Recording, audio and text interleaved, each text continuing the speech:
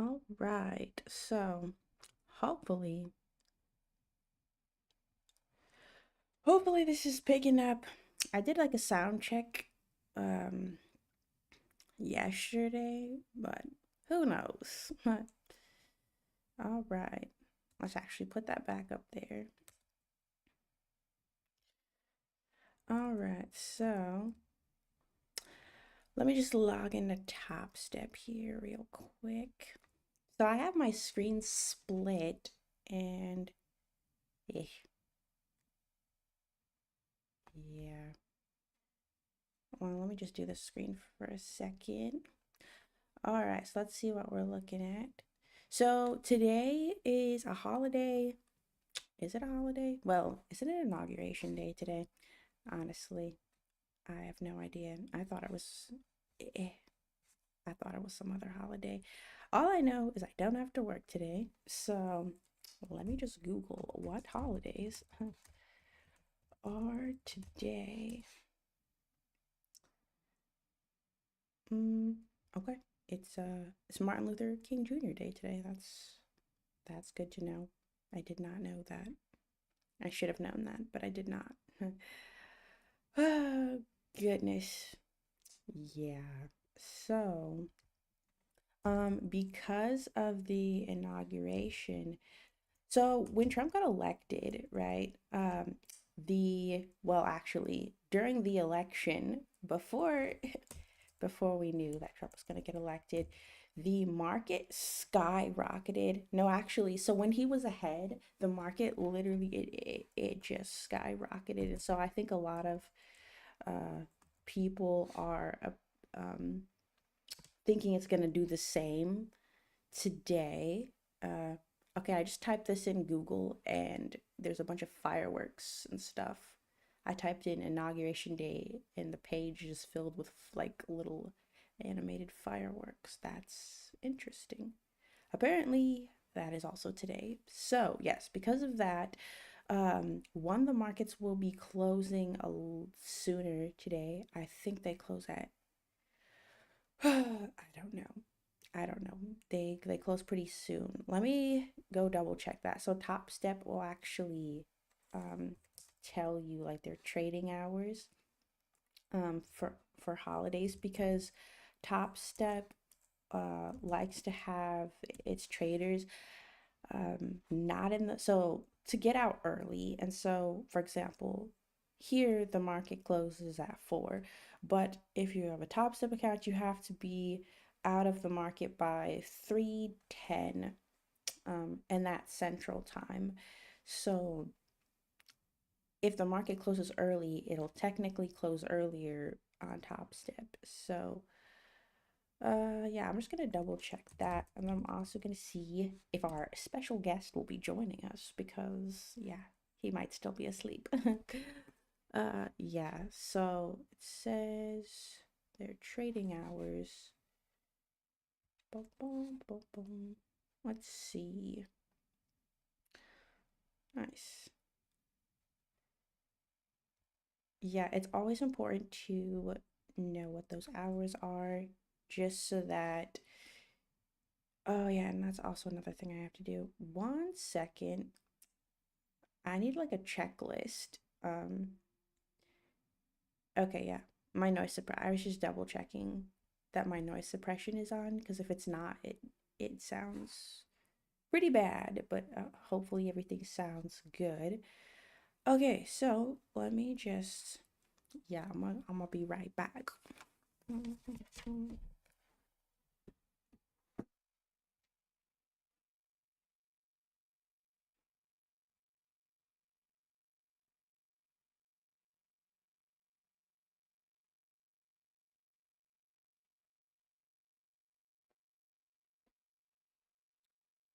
Okay. Huh? Yes. Okay, let's see. Done.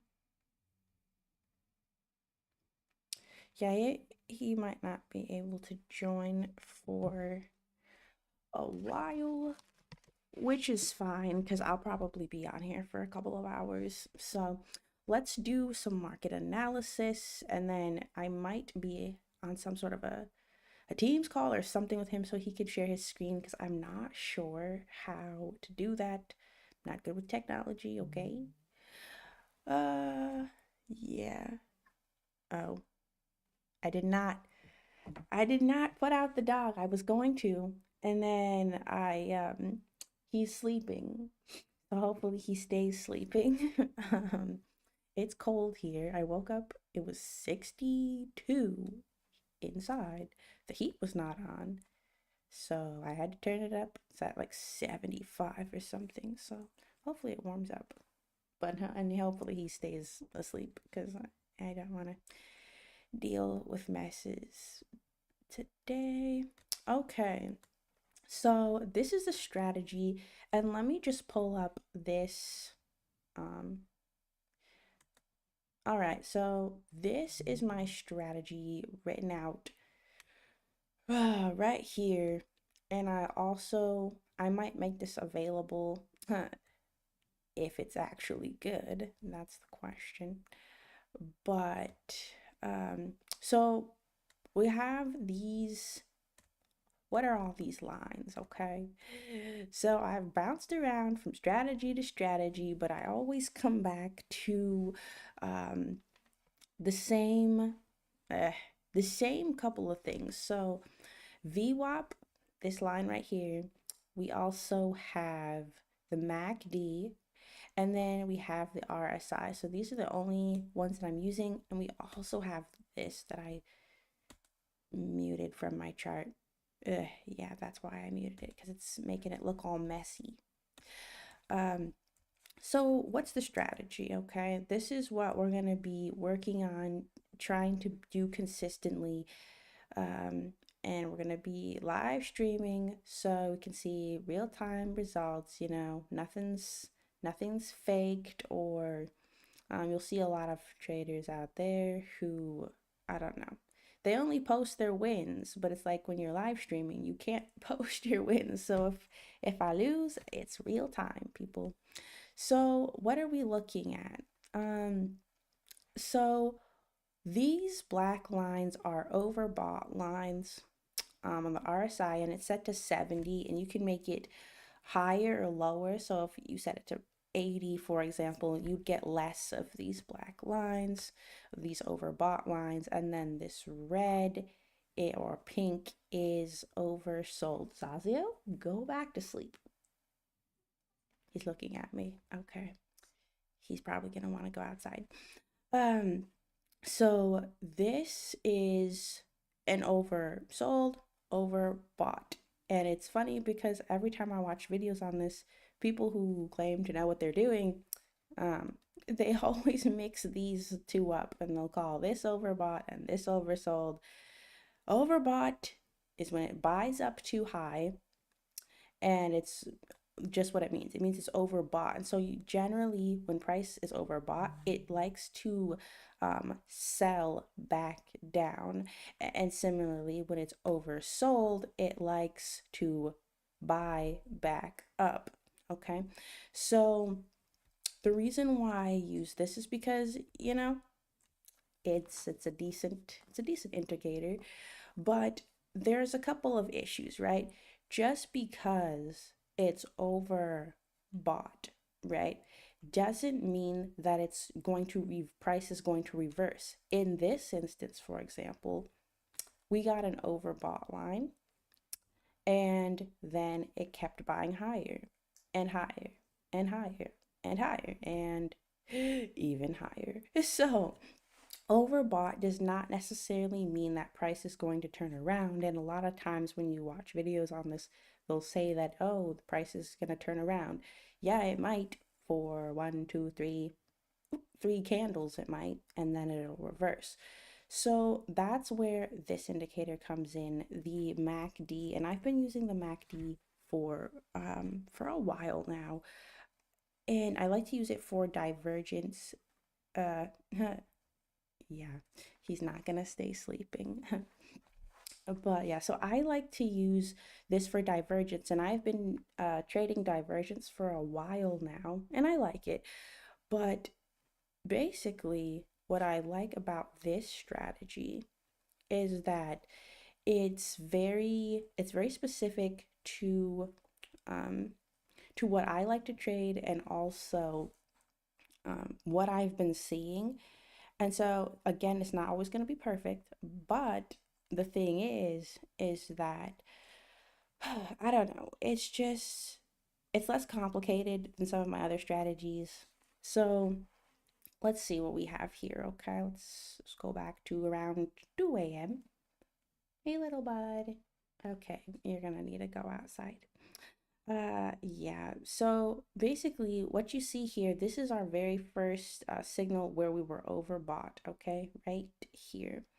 And yes, there was one back here, but if you look at it, where did we get that line? Right here. So the MACD is at 5.59. Then we come all the way, it comes back up over this line, right? And when it comes back up here and then it buys above, the MACD is at 2.61.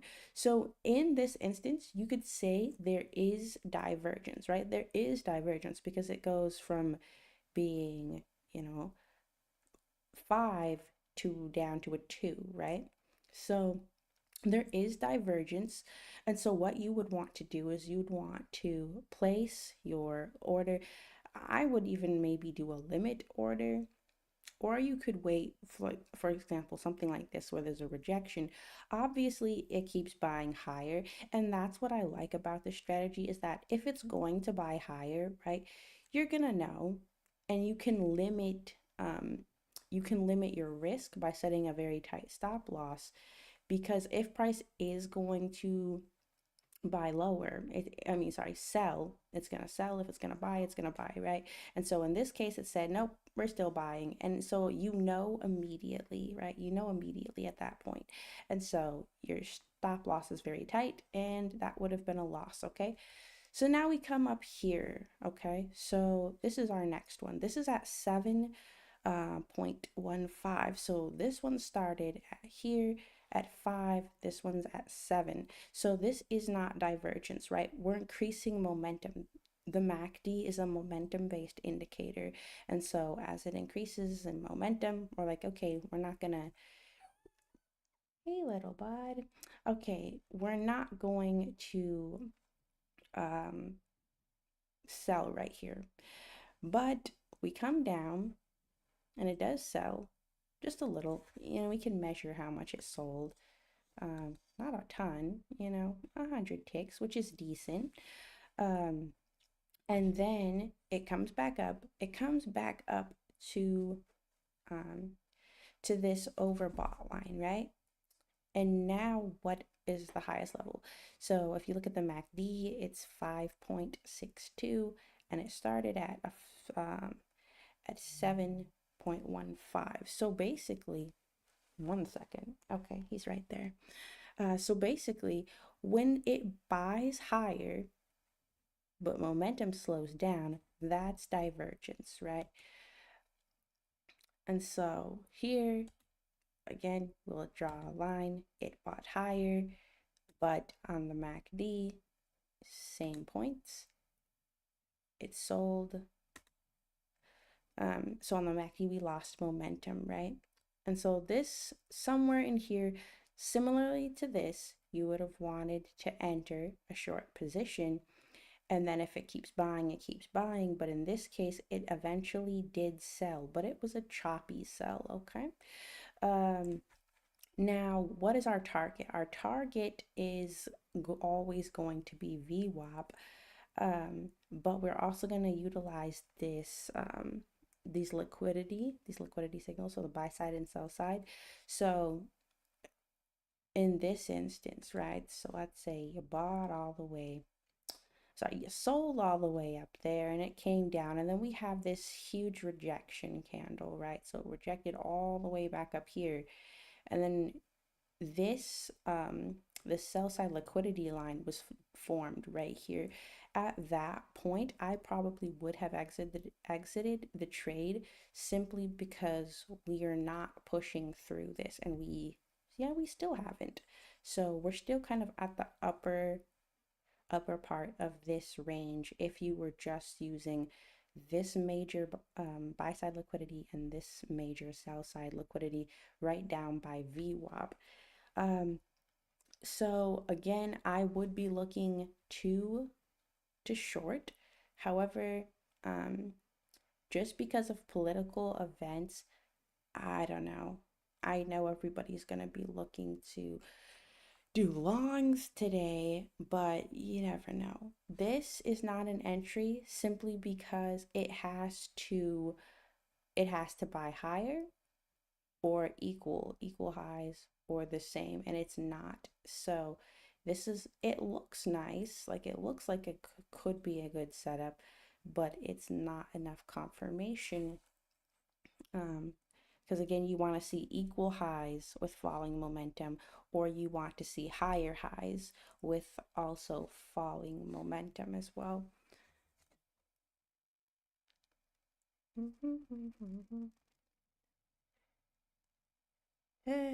Yeah. Oh, he disappeared. All right. Well, I'll be back. Goodness.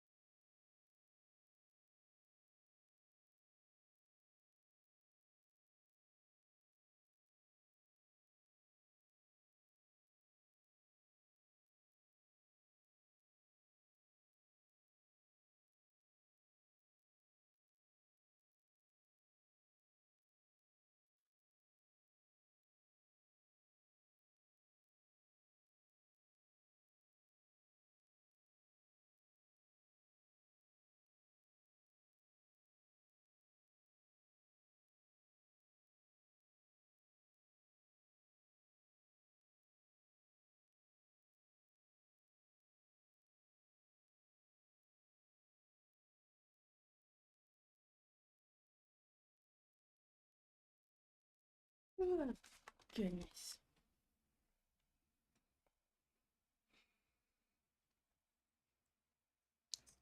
All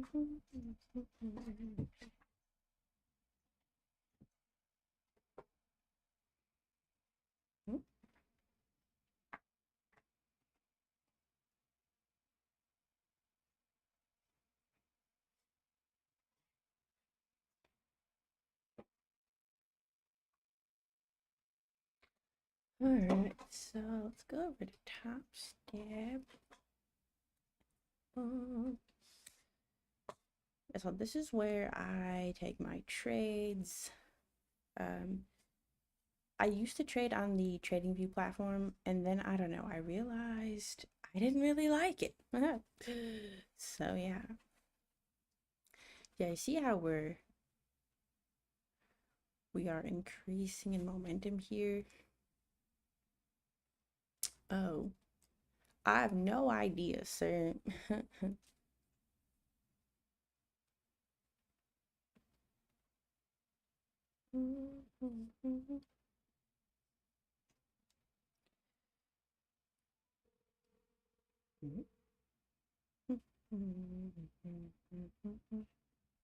Hola. You? Yeah, I still haven't figured out how to add a person, John. You said what? I still haven't figured that part out. Yeah, I think it's because you're using OBS. Oh, you think maybe if I use Streamlabs I could Yeah, because there's a way to, share? yeah, Oh, but man. it's all good. Uh, well, I was thinking we could try the team. I mean, the last time we did it was all glitchy, but like, do you wanna try teams?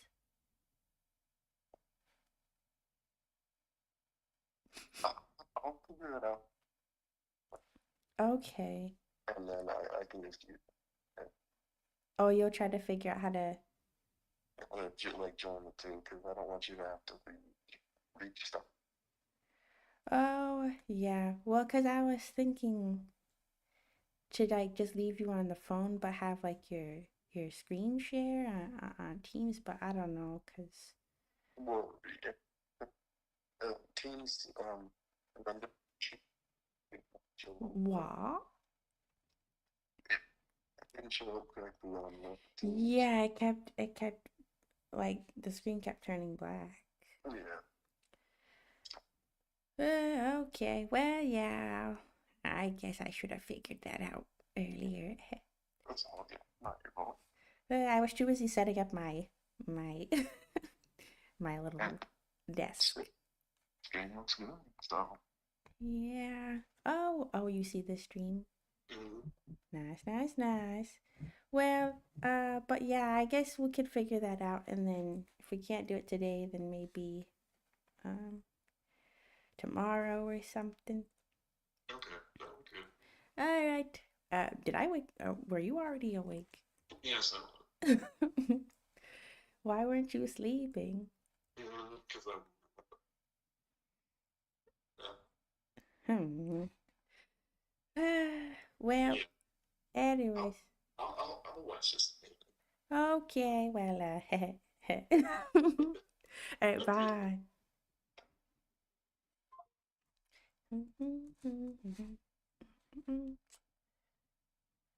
Okay, yeah, I did not figure out the technology beforehand, unfortunately. Okay, so what are we looking at? Hey, there's my balance, negative $172. Okay, I'm not shamed. It used to be higher, like a lot higher, but whatever. Anyways, the fact of the matter is, every day is not a winning day. It's just life, okay? So right here, we've just created, there's some buy side liquidity right here, as you can see, 3 times on that third time.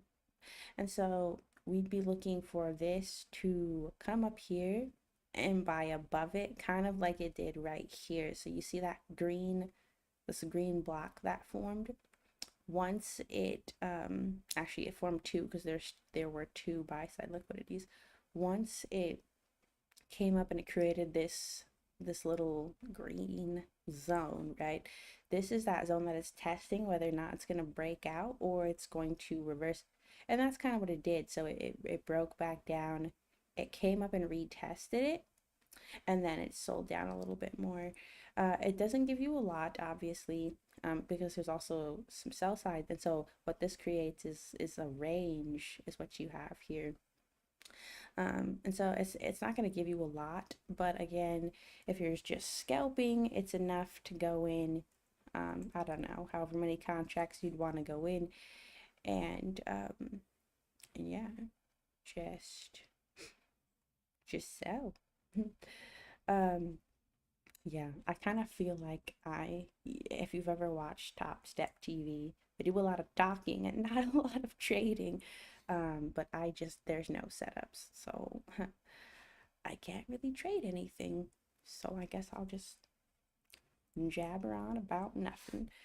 Um, but yeah, maybe just some background. So I've been trading since, how long have I been trading? So I first started trading, paper trading on TradingView, and that was back in March of last year. And then I finally got a Top Step account after trying to trade my own money. Um, and then I realized, you can't really make any money doing this. Like, if futures, you need more capital. And they say, oh, you can start trading with just $500. No, you can't. I mean, you can, but you can't at the same time. It's too difficult, right? You don't have the capital to enter the size to make the money. So I traded. I took one trade with my own money, and I made like $1. And then after fees, I only made like 70 cents or something ridiculous like that. And then I was like, nope. And I heard about prop firms, and I was like, okay. So I started with the prop firms. So it was March, April. So I think I started probably maybe beginning of May with Top Step, and I could not pass this Top Step account for the life of me. I had it for months. I had a Top Step account, and I could not pass it. I would get super close, like $900 away, and then I don't know, it just could not pass it. I didn't really know what I was doing, so I was just kind of, entering, and I had strategies and things I was, I was kind of messing around with different strategies, but I just couldn't pass an account. And then a bunch of stuff happened. I took a break from trading, and then I came back to it in September. Well, end of August, September, and that's when I passed my first Top Step account. Well, actually, so first I passed some Apex accounts. But I don't know. Apex is its own little thing. I don't like Apex, okay? And then I went back to Top Step, passed in a matter of days, and got my first account. And then I don't remember what happened with that account. I know I lost the account. Look at that. Look at that go. I know I lost the account, but yeah.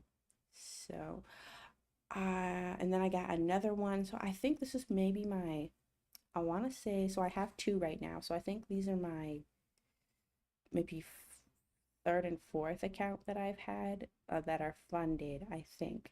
I haven't lost too many. Um, I wonder if we're gonna create more sell side if we come down here. Yeah, it's still in this range. Wow, that was a huge rejection of whatever was down there. Gosh. Yeah, let's look at this. Yeah, I love this screen. It is nice. Very, very nice. Yeah, this is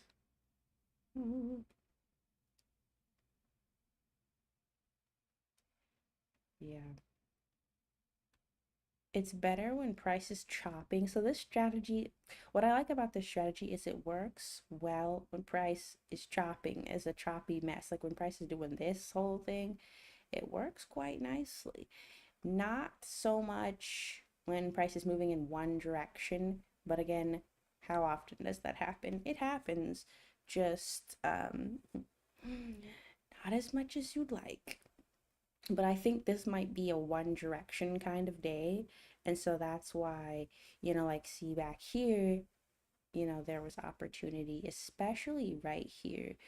Um, so if you see like right here is 8, and then we came down to 5, and then 2, and this is all below the oversold, and then it buys back up, and you want to look for it to buy back up to VWAP, because VWAP is, so it's what a lot of like banks and institutions will use. At least that's what I've heard on the YouTube, is that's what a lot of banks institutions will use to determine when to get in trades, when to get out of trades. And so it stands to reason that a lot of liquidity will sit at VWAP, and a lot of interest is at VWAP. And so if price gets too far extended away from VWAP, for example here, it likes to come back. Down here, it likes to come back. Up here we have an overbought, it came back, right? And so that's the theory, right, behind this. But once price kind of determines where it wants to go, it kind of just goes like this. It's going to be hard to try to get, um, I don't know, it's going to be hard to try to get an entry like that where it's back to VWAP, because sometimes price just doesn't want to go back to VWAP. And a great example, see this range that we're trading in. So that's kind of a do nothing, right? You could try to sell at the top and then buy at the bottom, and that would be one way, but we've been in this range for quite some time, so I'm not sure how long it's going to hold, especially since we're coming up on 6 o'clock. So in about, oh, I forget, I'm an hour. Okay, so at around 7:30 is when we might see those huge jumps. Let's see. Yeah, let me go back to Friday, because that was a crazy day. So if you look at this, right, we determined down here, we got this oversold here and here, and then it bought up to VWAP, past VWAP, and look at all of these overbought signals we have.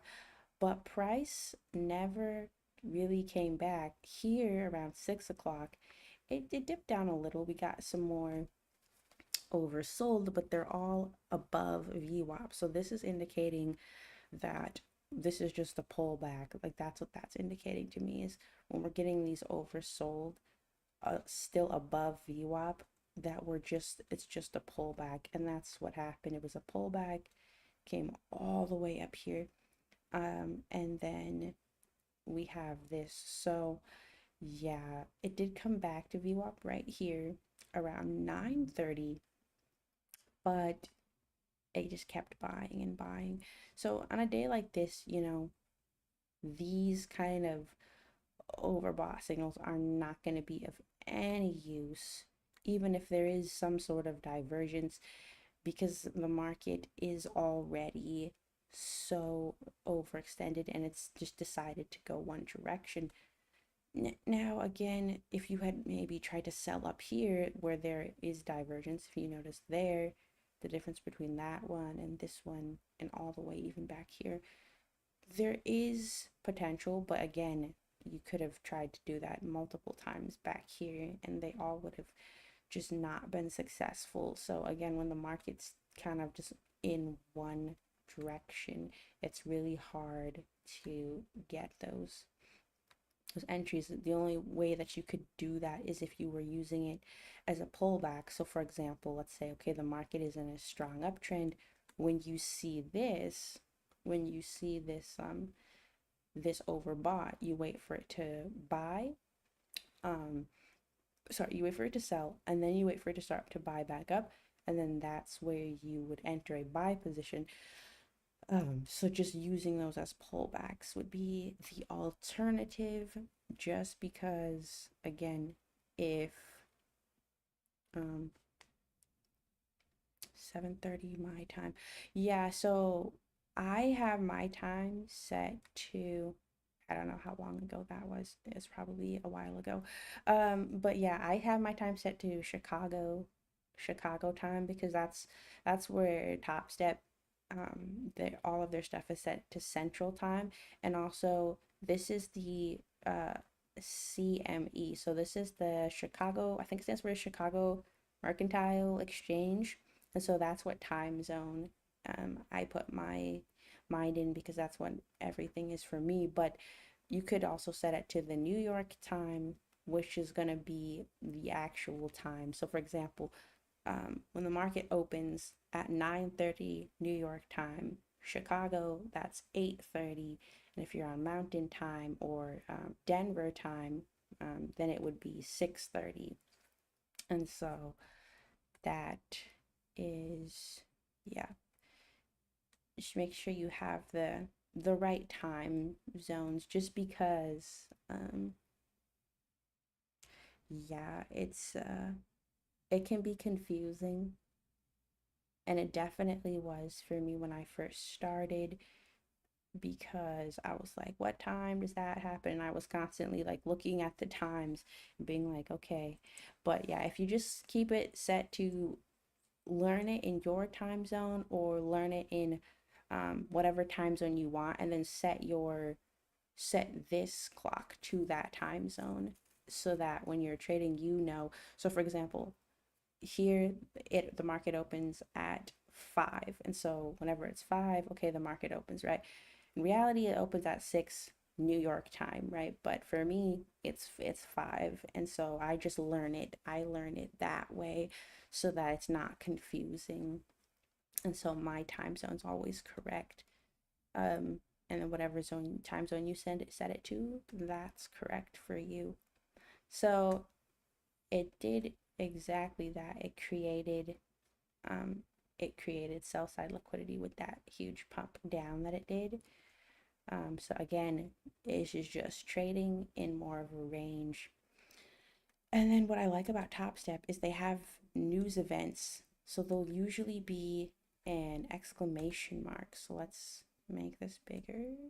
I wonder if you can look back. I think you can. Maybe not. There should be news events. Okay, yeah, right here. So if you're trading on Top Step, you can also look, is it not settings? Yeah, you probably go to this hub, and then it'll tell you, ooh, that's bright. It'll tell you the market, it'll tell you the news, and what's going on, economic events. Um, yes, so there's news in the UK tomorrow. But yeah, so you can come here and check and see what's going on, and what might be affecting the markets. So if there's huge spikes, usually they correspond with news events, and you can see those news events um, on this chart. If you go on TradingView, it has, so you see this little lightning bolt, for example. This was, what news was this? So it says high impact. It'll say all of the news is high impact, and sometimes it is, and sometimes it isn't.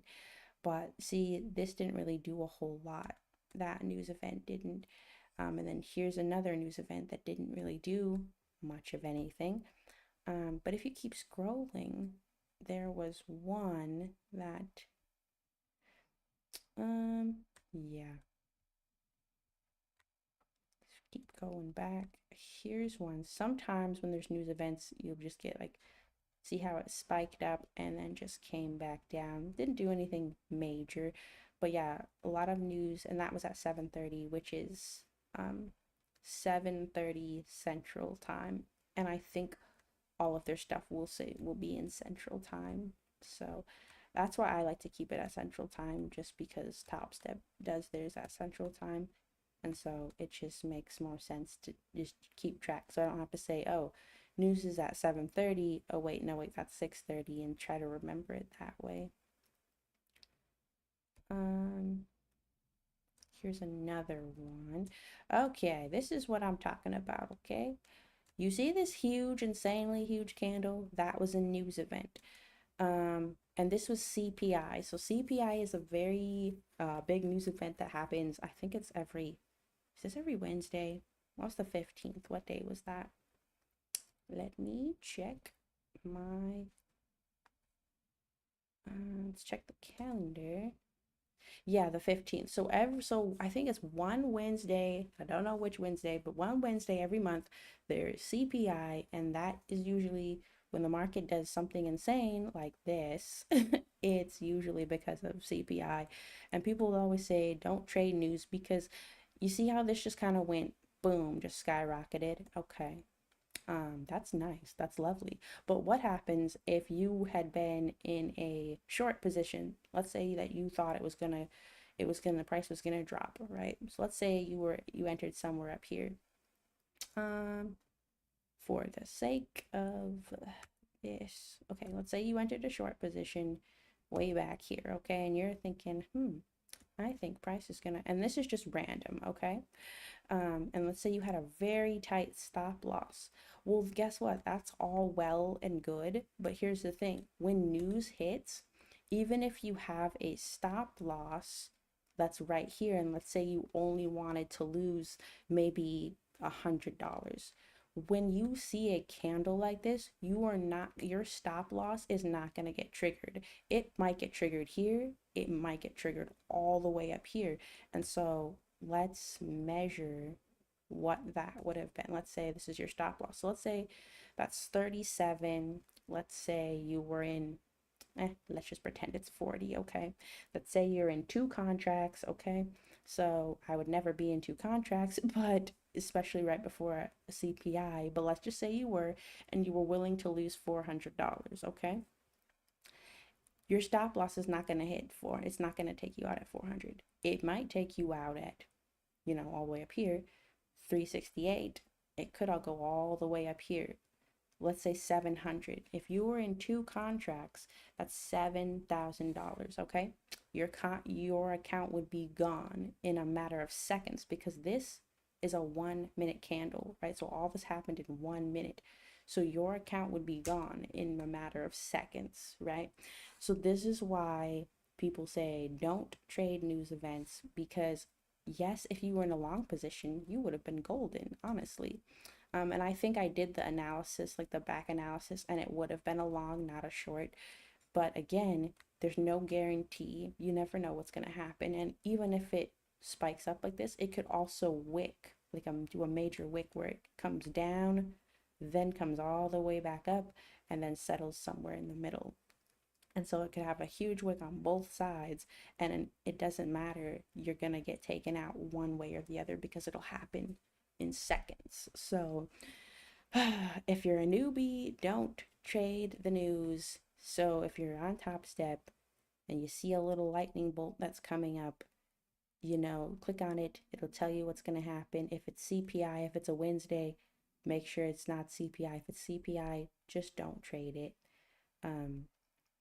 Because it could end up like destroying your account. And the good thing, if you're in a prop firm, then maybe you do want to trade it because you're not risking your own money. But if you're trading with your own money, don't do it because that's gonna kill you. So do not trade news. Definitely don't trade CPI. That would be my only advice. Is yeah, do not trade CPI. So, yeah, where is the market now? Oh, it's all the way up there.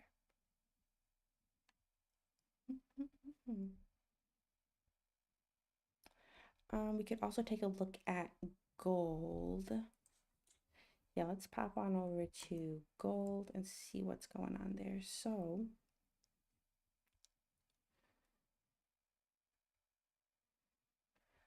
okay. So yeah, it looks like gold is trying to buy higher. We have this oversold zone. We kept buying, sorry, we kept selling lower. Um, but yeah, this I haven't really back tested gold with this strategy, so that's why I'm not gonna trade it. Um, but this is it's very choppy. It's chopping up, but still choppy. You could draw trend lines and see what it does. But yeah, this is a no trade for me. And then we can also hop on over to um, the Nikkei, which I haven't traded in a minute after I lost like 500 bucks because the Nikkei likes to skip over stop losses. You know how I was telling you, don't trade CPI, don't trade news because it'll just skip your stop loss. The Nikkei does that on a frequent basis. It just skips over stop losses like they're not there. So you could say, you know, I'm willing to risk $100 on this trade, and then you end up losing, you know, $500 on the trade because it jumped over your stop loss. So the Nikkei is definitely one that you probably, unless you have a bigger account and you have more of a buffer, don't trade it because I was trading the Nikkei with this account that this one. So this account that's down, um, that's in the negatives. It was at one point in life, it was in the positives.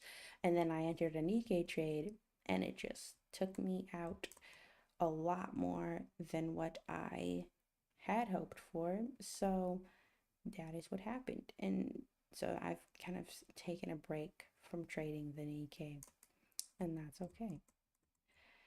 Uh, but yeah, there's nothing here, honestly.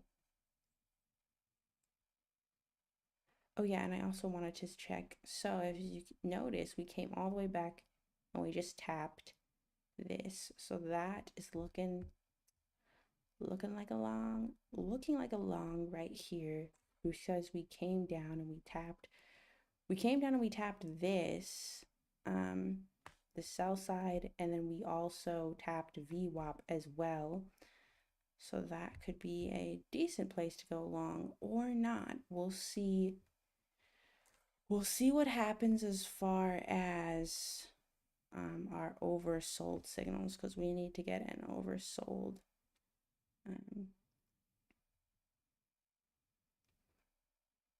yeah, we need to have an oversold because right here we're looks like we just started to flip below this zero line. So um, this is an interesting one. But yeah, you see how the best place if you were gonna sell, the reason why we didn't sell up here is there was a little bit of divergence here, but we were missing this component.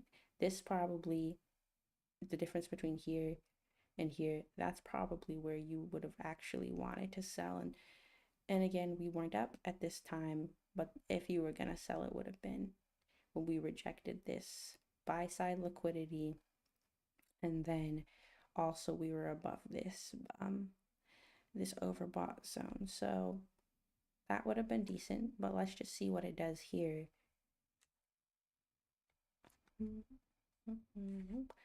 And I'm just gonna split my screen again so that if I need to take a trade, I will be ready.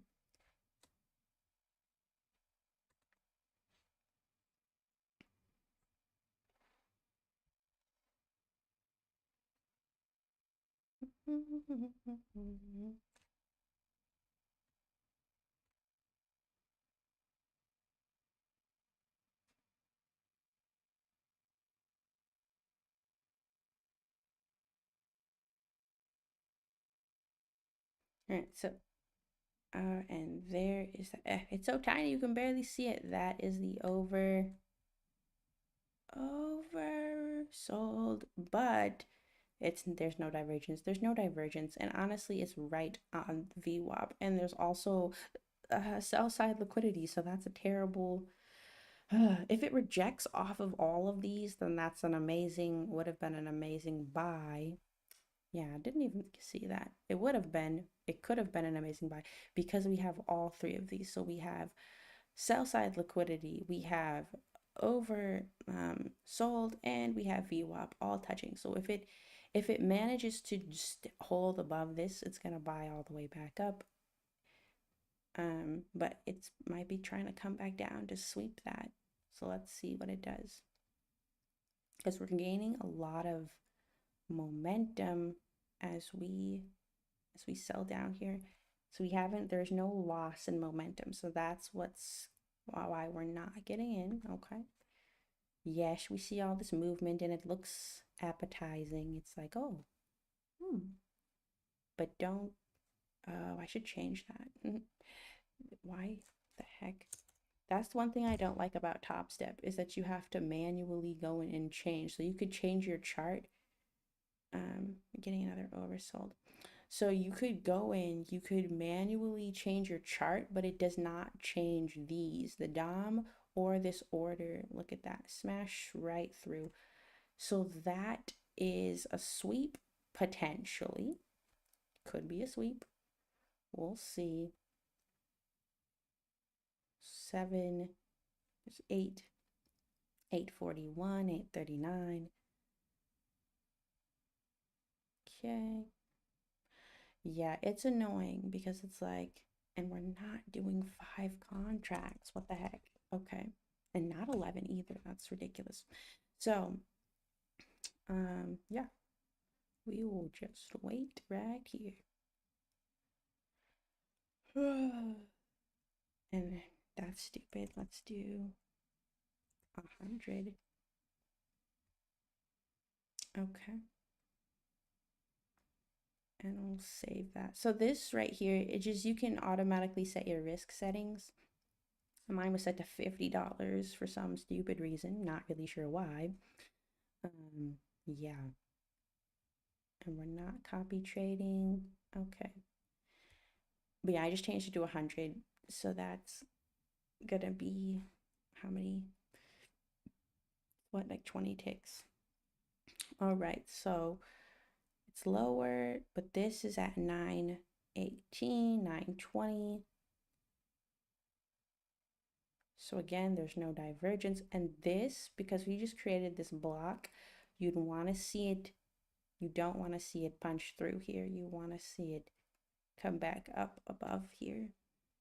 But again, if it is going to buy, this is a good area for it to buy from when it's way oversold.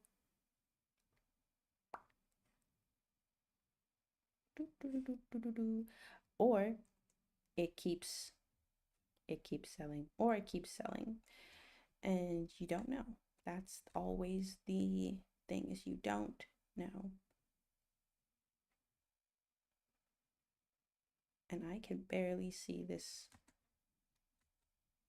I can barely see this line.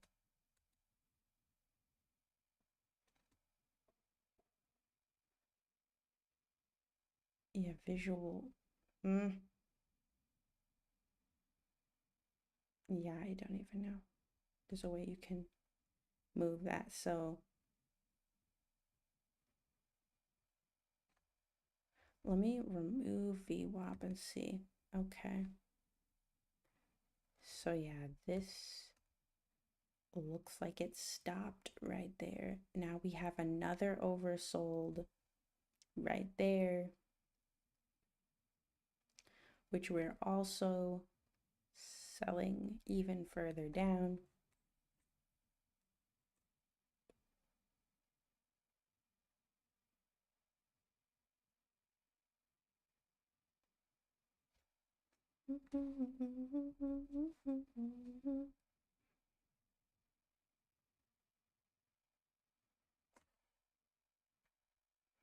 So we have this one 7, this one at 9.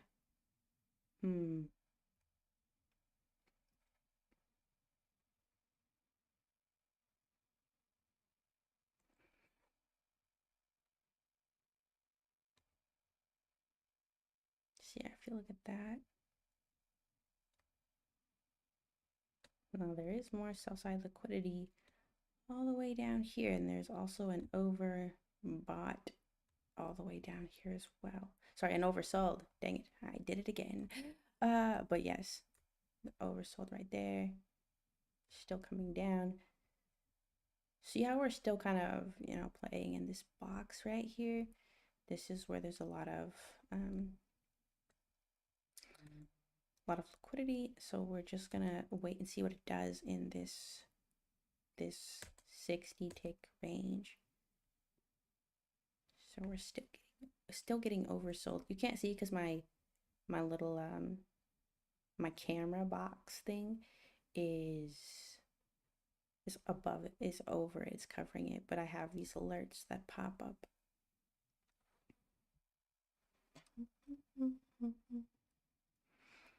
Yes, little Zazio went back to sleep, thank goodness.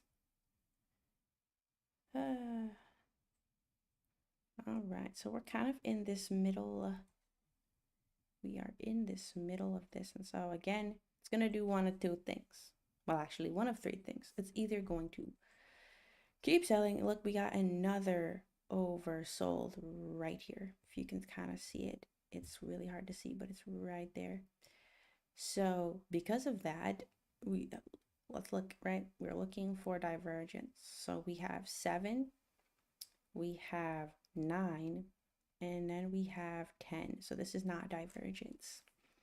So trading is a game of patience, okay? You can't just rush in and get in just because, oh no, the price is moving.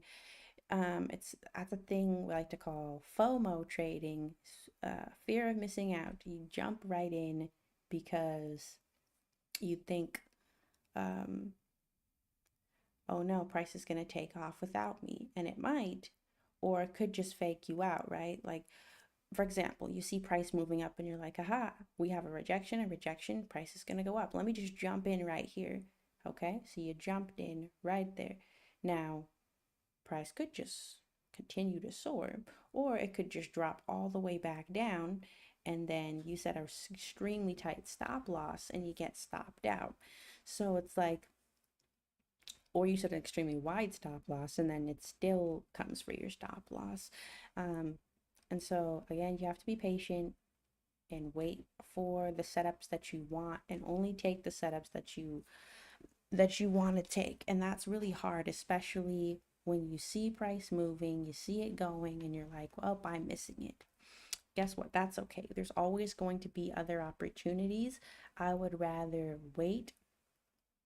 We got another one right here at 10. So this right here, 10:32, and this one at 10:01. So there's a little bit of divergence there.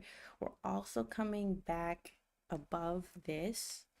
So that's a good sign that we are turning around. But this divergence is so weak. Like, that is so weak. And it could be a pullback to continue even lower. So even though we saw it breaking right here, some people might have wanted to enter because, oh, there's divergence, there's rejections. Let's just enter here, and price might just take off. It could take off, but again, that's not the setup that we're looking for. And if you had entered along there, obviously you would have got. So you have to be patient, and people, will be on, you watch a lot of YouTube videos as a trader. I don't even watch social media anymore, honestly. I'm on YouTube constantly. And it's like, you'll see people and they make trading look so glamorous and fun and exciting, and it's really not. You're just sitting and looking at the charts and trying not to get an itchy trigger finger and press a button, and you just have to wait for your setup. And that's probably one of the harder things. Oh, yep, there's always another deal, and there is. If it's not setting up the way you want it to, just wait, because this one, and it looks like it's not going to continue to extend. It might, but you know how back here, right? let's say, okay, so this is where the very first, um, not, no, it wasn't, just kidding. This is where the very first overbought signal happened, right? And then how many minutes later did the second, the divergence? So it's happened at 1:54, and then around, I don't know, you waited all the way till here, about 2:10. So, so was that 16 minutes? So, you know, you gotta sit there for 16 minutes and you gotta wait for something else, or you could even wait all the way here, or even when it bought above right here, right? And that happened at 5. So I was about what was that? Three, three-ish hours between that one and the other one. So again, like sometimes you're just gonna end up sitting and waiting and waiting. Um, and it's not gonna be fun, and you're gonna get impatient, and that's why trading takes so much patience, because you you just have to wait. So what I would be looking for here, now that we've established this point, I honestly would be looking for this to come all the way, and it might not. That's the other thing, right? It might not ever come back all the way back down to this level. And if I put VWAP back on, right? We are we dipped below VWAP, and now we're above it again. We're above this sell side liquidity. This, it could come back just to tap this one more time and continue, right? And if it does do that, that's great. You could potentially try to enter there. Again, don't I put like a little disclaimer in here that I'm not a professional trader or a financial advisor. So yeah. So you have to do your own analysis and decide. But if I was not trading with real money, I might be like, oh, might be a little more flippant, but I'm trying to stick to this strategy that I have set. So I can't be just jumping in, trying to take any little thing that I see. I actually want to see my setup happen.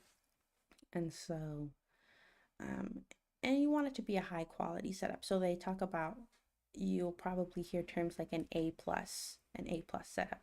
People, it's basically like a rating of the trade. So, was it an A plus? Was it a B setup? Basically, an A plus setup is that one that's going to be extremely high probability. It doesn't happen, it might happen every single day, but there's a very specific set of things that has to happen for it to set up.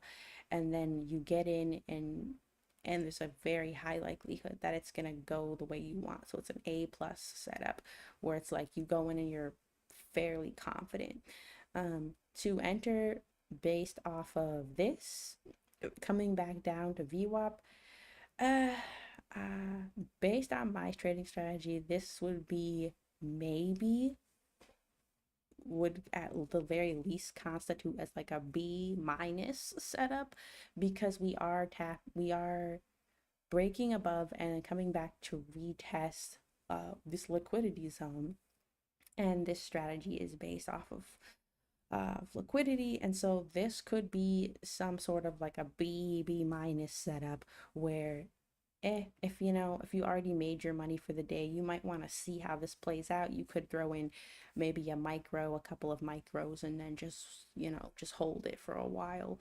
Um, but for me, I am not doing that, just because, again, this live stream is to help me be more consistent with my trading, especially when I know that I have to go back and look at it and be like, oh, why'd you do that?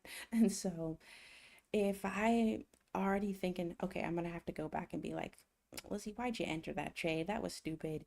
If I already know that if it loses, I'm gonna have to go back and say that, then I probably shouldn't be entering the trade to begin with. If you are nervous when you're entering a trade, if you enter a trade and you're like sweating and you're like, I hope it goes right and blah blah blah. Yeah, you probably entered with too much size right off the bat. Like, you should only enter a trade when you're willing to risk it if you're willing to risk it, because that's the thing. Are you willing to risk? Are you willing to risk $200 on a trade? Are you willing to risk $1,000 on a trade, right? If you're not, then you shouldn't be taking the trade. If you're okay with that trade losing, then go ahead and enter, right? That's one thing I learned from John, is that he always would say, I always go in expecting to lose, right? So when you enter a trade, you're already like, okay, I'm out $100, right? You're entering a trade with that expectation of losing. Period. 100%. You're entering with the expectation of losing. And then when you win, it's like, oh, nice. I didn't expect that, right? But if you go in and you expect to lose, it doesn't actually feel bad when you do. And so that's something that helped me, is because it's like, oh, if I go in and I'm, expecting to lose, like if I go in, I place a trade and I say, okay, I'm willing to risk, what did I set my risk parameters to? I go in, I say, I'm willing to risk $100, right? Guess what? In my mind, I've already lost $100, and I'm okay with that. Now, if I went in and I said, I'm gonna risk $1,000 on this trade. Well, guess what? First of all, that would be stupid, because I can only lose like 1,300. So if I lost another $1,000, I would be so close to losing the account. So that's dumb. Don't do that. But if you go in and you say, I'm going to risk, $500 on this trade, well, guess what? That means you can only lose about 2 trades before your account's gone, right? So only risk what you're okay with losing. If you're not okay with losing $100, well, then don't risk $100, risk $50, right? And that's the other thing. If you're trading the micros, it's a lot um, it's a lot better just as far as stress, because I could enter a micro like it's nothing and be like, okay. But when I'm in the real contract, the standard size, then it's like, oh no, right? So this could have just been a nice little pullback to continue to the downside, but we are holding above VWAP, so that is nice, and we are holding above this. But again, we are waiting for it to come back all the way here. So yep, it has to come back here, or it has to sweep it. And it would be nice if it swept this too, but we'll see. It's only 6:40, so I mean, pre-market doesn't officially start for another 40 minutes. So yeah, this is pre-market. This is kind of the overnight. This is still overnight session stuff. But yeah, let's see. Okay, so let me talk about alerts, because I was saying I have alerts set. And so let's say I'm waiting for price to come back down here before I take a trade. Okay, well, let's say I have other things to do. When I'm a full-time trader, I'm going to be running around, doing some traveling. Let's say I don't want to sit around and wait for a trade to happen. So here's what I could do. If you're really confident, or if you're really hoping, hey, I'm going to take this trade the second it comes back down here, you could set a limit order so that it'll buy when price comes back down here. Or what would be even better is to just set an alert, because even if price does come down here, we don't know what the MACD is going to say at the same time. So I wouldn't set a limit order, but if you wanted to, you could. So let's just show you how to set an alert if you don't know already. Okay, so these are my alerts that I have set. What's that? Okay, so I have 2 of those for some odd reason. Not sure why. They literally look exactly the same. So we got 2 alerts there, and then we have these overbought, oversold. So let's say you want to set an alert for when price comes down to here. So here's what you do. Click on this plus sign. And that's the other thing I don't like about Top Step, is you can't set alerts on it. So you click on that sign. So you want to add an alert on the NQ when price comes back to this level, 21,571, and that's just where we've clicked this arrow, right? So now you can see there's a line and it says NQ crossing. So here's what you can do. You can click on that, right click on it. You can edit it, or you could just go over here and edit it from there. All right, so this is the value. You could say only once or every time. So that means when price comes back down and touches this, and then it comes back up and touches it, and maybe it's just bouncing around on this line. Every single time it does that per candle, it will, so per candle or every 1 minute, right? So, and these are 1 minute candles, it will give you an alert. Or you could do only once, which means that if price comes down, it hits that, boom, the alert's canceled after that point. And then you could change the alert name. So, so I could say, so this is our oversold retest, right? So I could say oversold retest. Okay, so this is our oversold retest zone, and you could hit save. Okay, so that means when price comes back here, I'll get a notification saying that, and it also will come in on my phone because I have my accounts connected, and so I'll get alert. Actually, I think I turned notifications off for some odd reason. Why did I should turn them back on, honestly. But yeah, so you should have your trading view connected also on your phone, so that you can get these alerts, and then you could come back to your computer. Again, I don't recommend taking trades on your phone because, like, if you want to, do your setups and stuff on the computer, and then if taking the trade means once everything happens you just hit a button, that's fine. But it's hard to manage trades on your phone, especially with Top Step. You can't like click and drag your take profit or your stop loss. You can't move anything without like canceling it and then adding it, and it's just the whole thing. So I'm going to unblock my notifications there. So I wouldn't recommend managing trades on your phone. If you want to exit a trade or quickly enter a trade, quickly enter and exit. But if you're trying to manage trades and it's too difficult, don't do it. Okay, so now the alert has been set. Now what if I say, what if I want price to come all the way back here? Well, I can just click and drag it, and now the alert will happen here instead of here, and you can just move it around however you want. But this is where I'm gonna leave it, right there, right on that line. See, would have been tempting to try to buy here, but look. And see, that's the thing is, so when I first started trading with VWAP, I tried to trade away from VWAP, right? So when it came back down to VWAP, I would try to enter at VWAP. But that's difficult if you don't know what direction price is going. And so I struggled with that strategy because I never knew what direction price was going. It was too difficult. So let's mark our levels so we know what we're looking at, because we want an A+ setup, right? We don't want any of these, these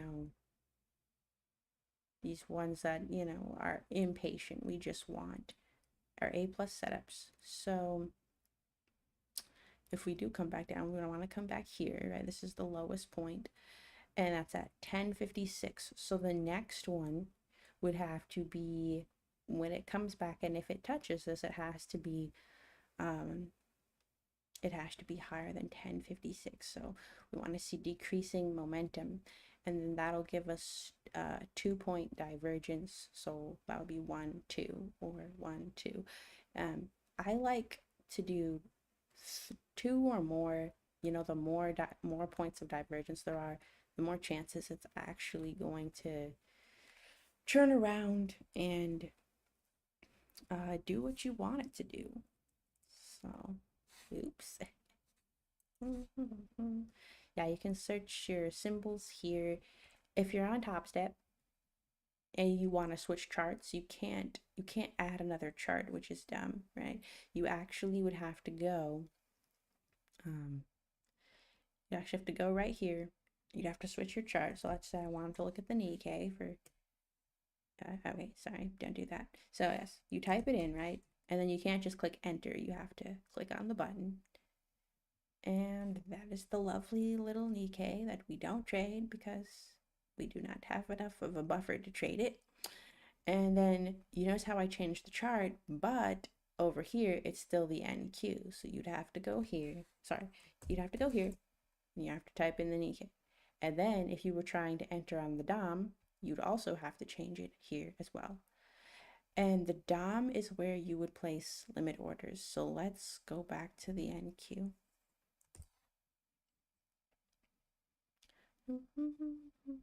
See, so you have to go to all of these places so you can do the micro or the regular.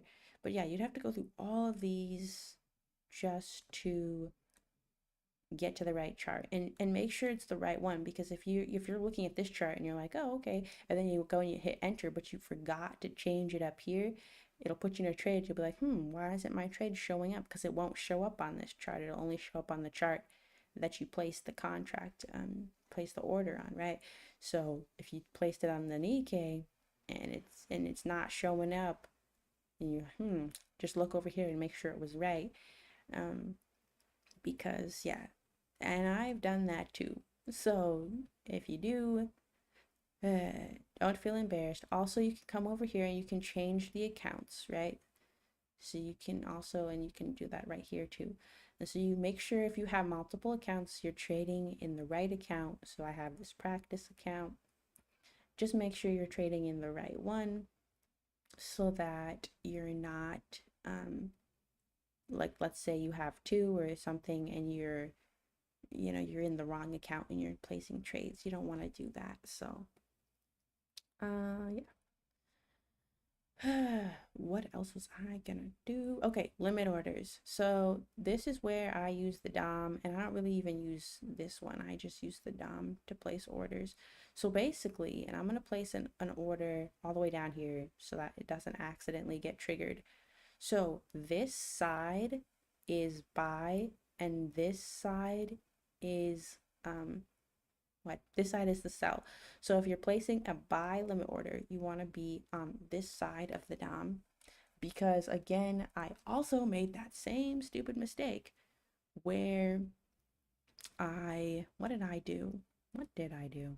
Yeah, so I made the same dumb mistake where I thought I was placing a buy, but it was really a sell. So for example, if I were to click here, for example, this is a sell, it would place me in a trade immediately, right? If I come over here and I click, let's say I want to buy right here. So that places my buy limit here, and then you can drag it and move it wherever you want. Now, here's the thing.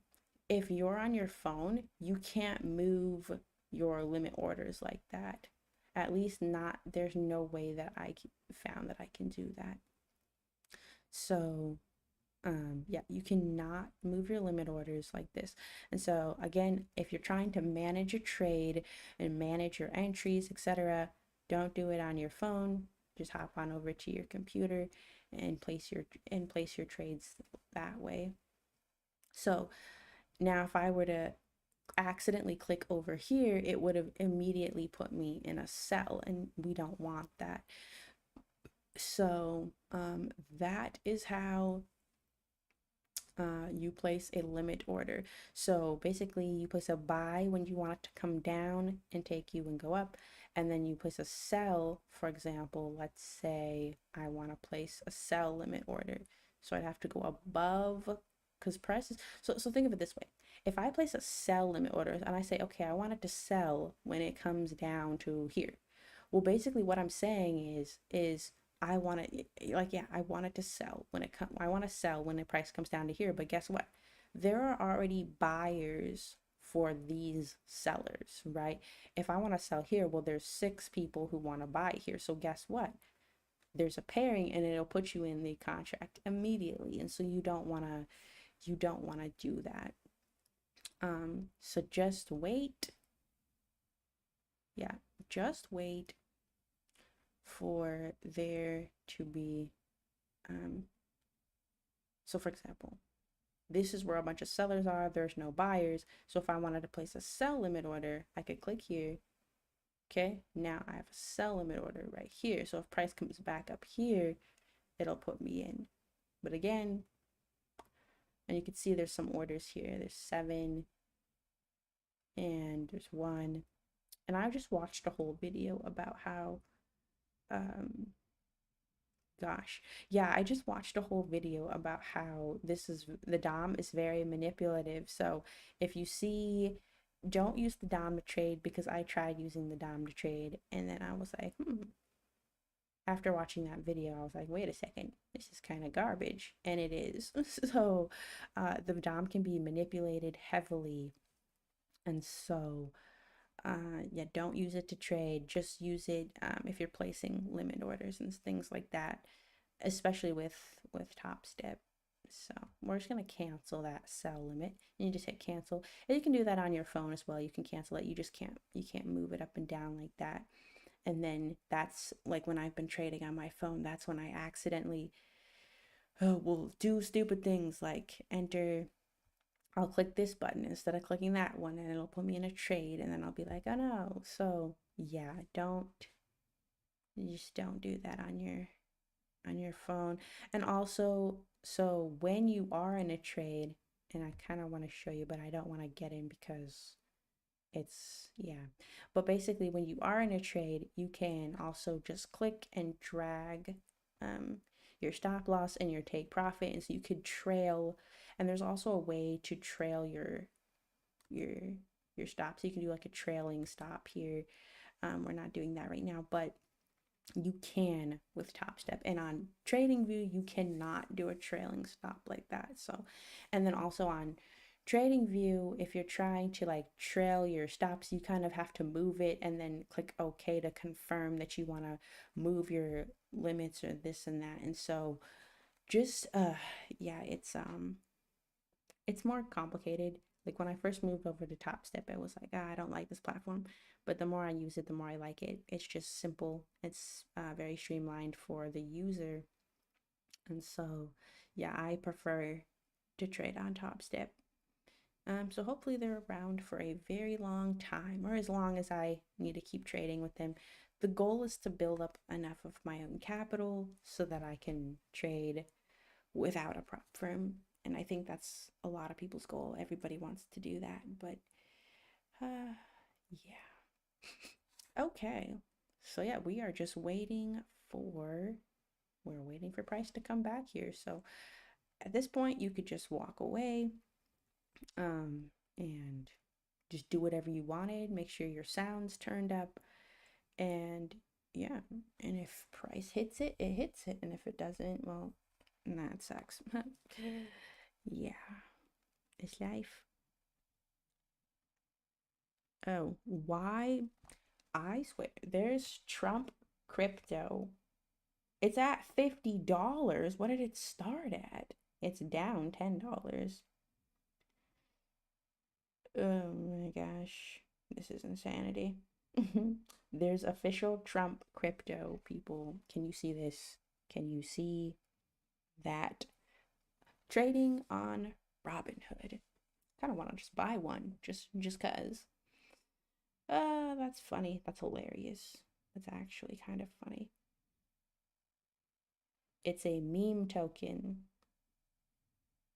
10.8 billion market cap. Oh gosh. Well, it says I only have $4.65 available to buy stuff. That's unfortunate. Wow. Why is there official Trump crypto just floating around? Oh my gosh.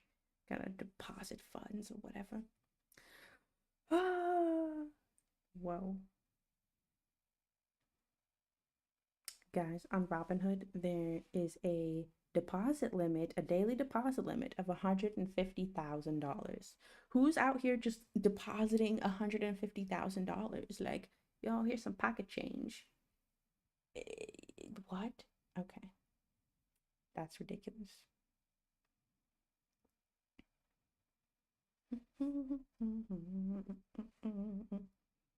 Continue. Okie dokie. $52.10. No, just one. Okay, review. Oh, hooray!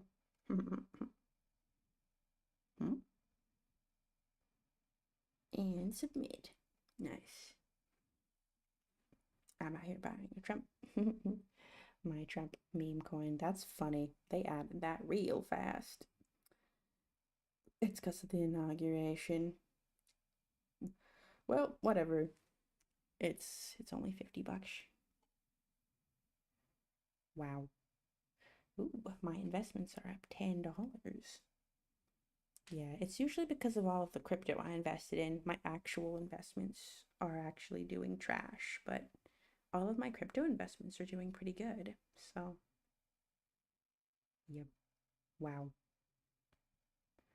That is hilarious. Anyways, all right. I should create a be right back screen so that when we're doing nothing, I can, yeah. Let's see.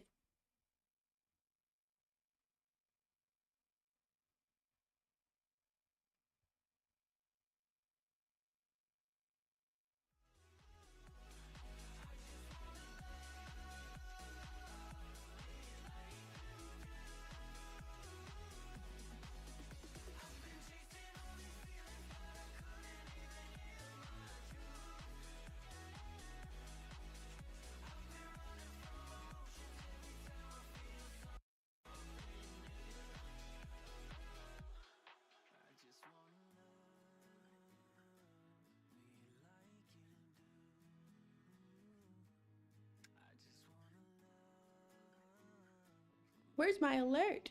Oh, it just smashed right through there. Insanity. All right, well, came through, and we also have, what is there? So, here we go, 10 and 2, 295. It's coming for this, I think.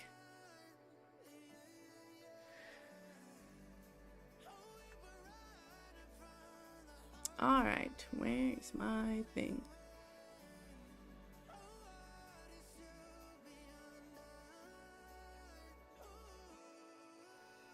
No.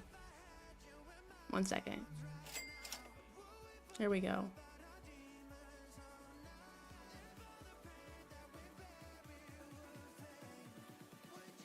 Still building momentum, actually.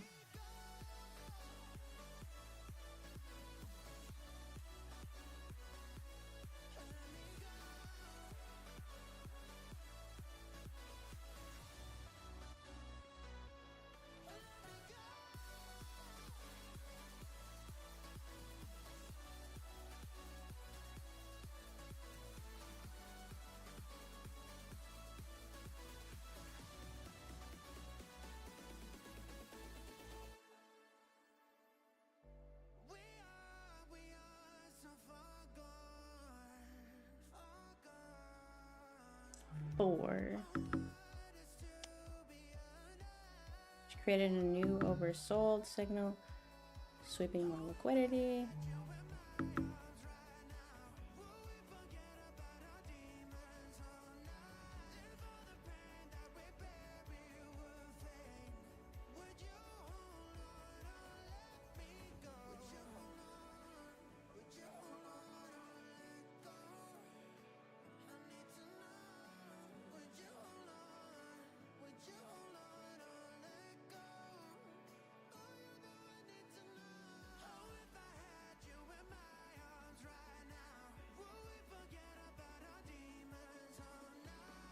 She had just swept this liquidity. There's more down here. And we got another oversold signal.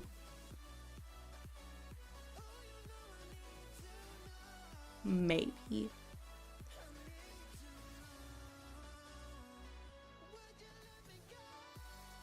There we go. And that one's at 5, so that is divergence. Let's draw our lines. Right there. Alright. Let's click that. Do that. Alright. Let's wait for it to drop back down here.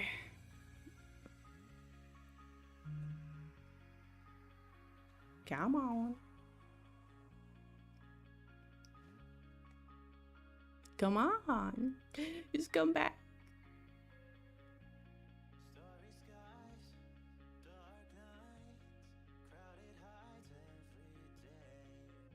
Alright, I'll set my limit order right here at 215,650. Where is it? There it is.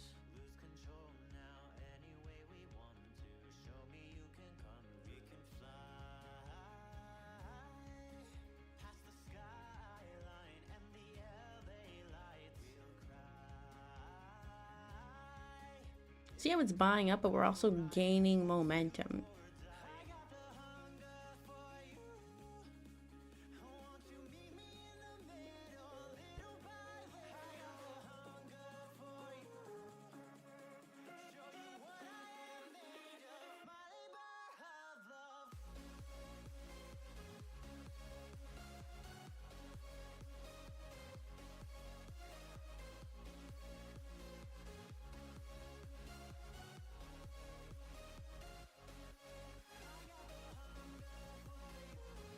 Hey, little bud.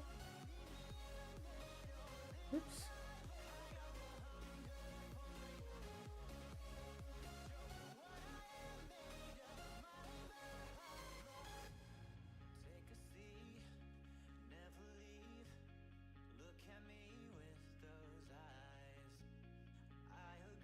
Hi, Bob.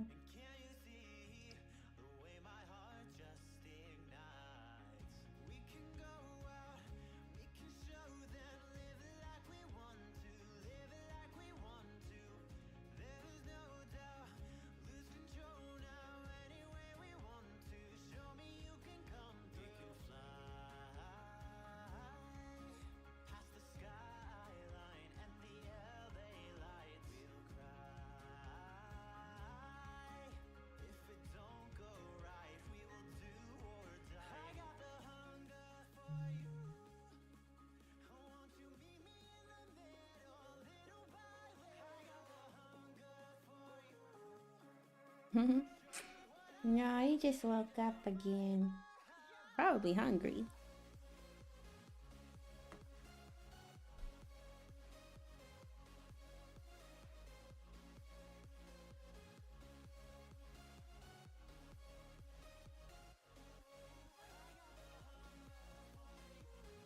There's like a boy. Yeah. Oh. Alright, so we were hoping this would come and give us a better entry. Just because this didn't form until right here. And so I was hoping it would come back down just to do another little tap, but it didn't. And it's just taken off all the way back up here. We'll see if it actually makes it back to VWAP. If it does, awesome. Sad because, you know, we're not in the trade, but yeah, maybe I gotta be a little quicker with my buttons. Just remember how I said there was liquidity down here and it might come for that? And that's exactly what it did. But yeah. We'll move this alert right here. Not that I'm expecting it to come back down here. It might. But again, because of the inauguration, I think everyone's expecting price to just skyrocket. And so it's kind of, yeah, it's kind of rough. Because like if you know what direction it's going, just get in. But I have no idea.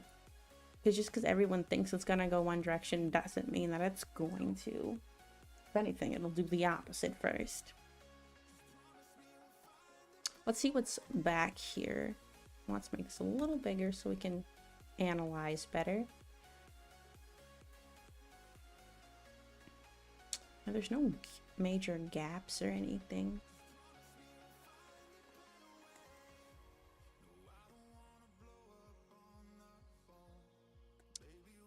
So we just swept this right here. And even all the way down here. I don't know. If we're trying to sweep liquidity, I feel like we would have tried to sweep it more down here. But so basically a liquidity sweep is okay. A liquidity sweep is when we're trying to get okay, so how do I explain this? Okay, so there's probably a lot of videos that you could find about it because it's a very popular topic in the trading world. But basically, if you look at this chart, right, you're gonna think to yourself, okay, if you saw this, right, the price came here and then it was there and it was here, right? Most people, if they entered a buy position, right, they would have entered right here, right, which means that there's sell side liquidity. Why is there sell side liquidity if people are buying, right? Because basically what that means is that there is what you call support at this level. And so if there's support, people are buying at support, selling at resistance. And so if people buy at support, you're placing a buy order, what is the opposite if a buy, right? You have to have a sell stop, right? So your stop loss is going to be somewhere down here. People's stop losses are here, which means that there are sell stop losses, right? So there are a bunch of sells. When people buy, that means there's a bunch of sell orders right here, okay? So what that means is if a bank or an institution or Zazio, what you want? Okay, he wants something. He's stretching. Yeah. So if a bank or an institution is trying to get in and they place huge orders, right? We're placing like one contract here, contract there. They're placing hundreds and hundreds, okay, thousands. And so they need liquidity, they need orders, right? If they want to buy up or if they want to sell, they need to go and they need to grab orders. So how are they going to do that, right? Where do they need to go? Where the orders are sitting. So that means there are sell orders all right here and more sell side here. That means if someone bought here, they're placing their stop loss here, which means there's sell orders here and here, right? And so when we sweep liquidity, what we're basically doing is we are coming down, or the market's coming down and is grabbing all of these and basically taking a bunch of people out of the trades, right? All of these sells so that people can buy back up, or all of this sell, or like for example here it's swept so I can buy, right? So it can continue buying. Now sometimes when it sweeps liquidity, it doesn't always buy, right? Sometimes it could continue to sell, right? It depends on, you know, where the whales, as they call them, you know, the big players, where they're looking to go. And so in this instance, right, we saw this liquidity had this dotted line, right, came all the way over here. And that's why I was like, well, we swept this, it might want to also sweep this, which is exactly what it did. It came down and it swept it, right? And so that's great. That's awesome. Wish we were in, but it's fine, whatever. But yeah, so that's what buy side and sell side liquidity is. And so, you know, the reverse is true, right? So if people are selling here, so if you sold here and then you sold here, and there's a line all the way back. Where does that line go back to? We could actually try to find it, right? So here, for example, if people were selling, they'd sell here, and then they'd sell again here, and they'd sell again here and here and potentially here, which means that there are buy stop losses, right? So if you're selling, then the opposite would be a buy stop loss. So there are a bunch of buy stop losses up here, right? And so there's more liquidity up there. And it never got swept, never got swept. So there's potential for it to go all the way back up to try to sweep that. Zazia, why are you making so much racket? He's eating something. I don't know what it is. Yesterday he was eating some sort of a nest of sorts. I don't even know what it was. It was garbage. And I had to pry it out of his mouth. And then I had to drag him away. And yeah, he's a nasty little puppy. Okay. Okay, so what are we seeing here? Seeing more divergence. Well, let me just draw these lines out. But yeah, you see, it didn't, and sometimes that's the other thing. It might not always go back to VWAP, but this could be a day where it just chops. Honestly, it could just chop today because of political events. And so in which case, we might just get a lot of back and forth, and it might not go one direction like everybody's thinking it will, because again, right, if you're the market and if you're a big player, right, if everyone thinks the market's going to go one direction, you can take out so many people because they'll think, oh, it's going to sell today. And so, the market can push all the way up and take everybody out who thinks it's selling, and then you think, oh, it's going to buy, and then it'll take out everyone, come back down to sweep out everyone who thinks it's buying. So it could just be one of those days where it's just one huge liquidity grab after another. And so again, if you don't want to trade today, then just don't, because yeah, it can be tricky to navigate. But there's your divergence. I was hoping it was gonna come back down one more time to give me a decent entry, and it did not. So that's where, right here, honestly, when it came back down to this sell side liquidity, that would have been a nice entry right there. But again, didn't enter because yeah, we didn't see. And now I'm gonna have to play this back and be like, why didn't you enter, Lizzie? Blah blah blah. Yeah, see, that's my problem. I don't enter.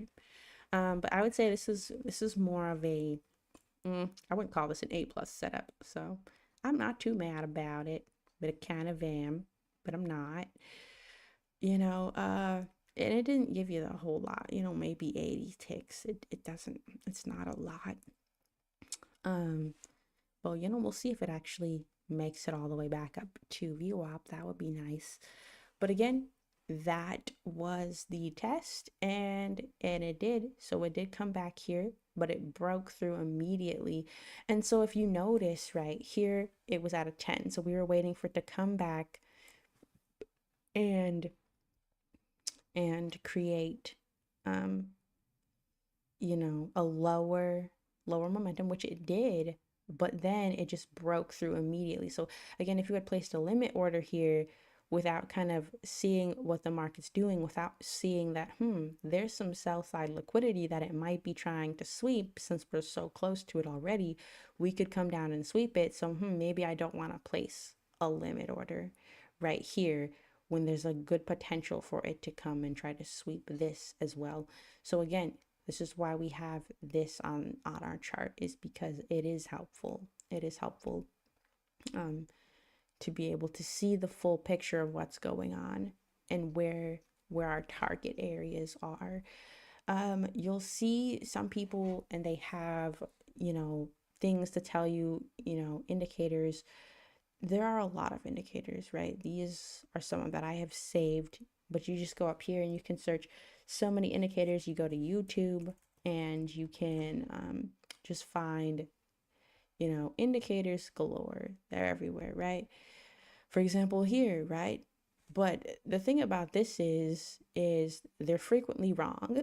So in this instance, right, this told you to short right here, and that actually would have been a good short. Then it tells you to go long here, and it would have told you at the close. So you could have maybe got a little something.